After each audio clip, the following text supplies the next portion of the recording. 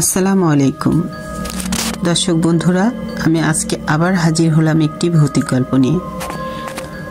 গল্পটি হচ্ছে গ্রামের একটি সাঁকোকে ঘিরে।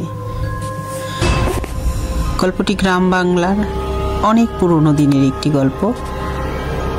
একটি সাঁকো গ্রামের খালের উপরে তৈরি, তার নিচে সবসময় পানি থাকতো। গ্রামের বয়স্ক লোকরা বলতো ওই সাঁকোটি অভিশপ্ত, রাতে ওখানে কেউ পা রাখে না, কারণ রাতের বেলায় সেখানে নাকি কোনো এক মেয়ের কান্নার আওয়াজ শোনা যায়।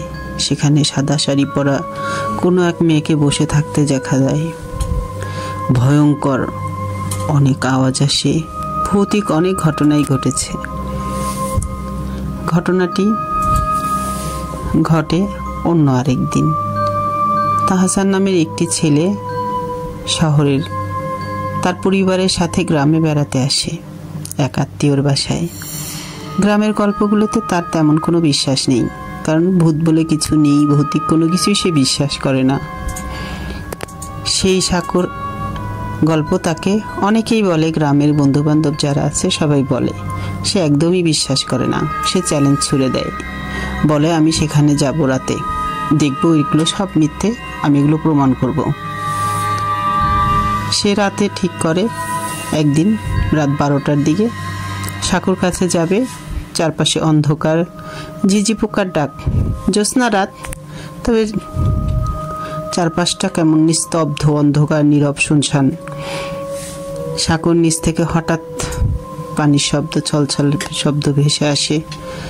তাহসান এগিয়ে যায়। হঠাৎ করে তার পেছন থেকে একটি মেয়ে কণ্ঠ শোনা যায়, তুমি কি আমাকে সাহায্য করবে? তাহসান ঘুরে দেখে একটি সাদা শাড়ি পরা মেয়ে দাঁড়িয়ে আছে।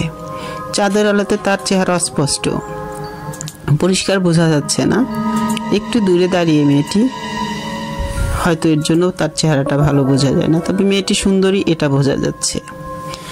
মেয়েটিকে বলল অবশ্যই সে তাকে সাঁকো পার করে দেবে। তাহসান সাহায্যের জন্য রাজি হয়। তারা সাঁকোর মাঝামাঝি পৌঁছাতেই মেয়েটি থেমে যায়। তাহসান জিজ্ঞেস করে, তুমি থেমে গেলে কেন?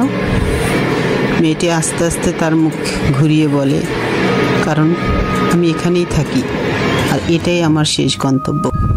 তারপর তাহসান দেখে মেয়েটির মুখে ভয়ানক, বিকৃত, ভয়ঙ্কর চেহারা, চোখ দুটো পুরো লাল টকটকে, তার মুখ দিয়ে রক্ত ঝরছে। সে ভয়ে কেঁপে আঁতকে ওঠে,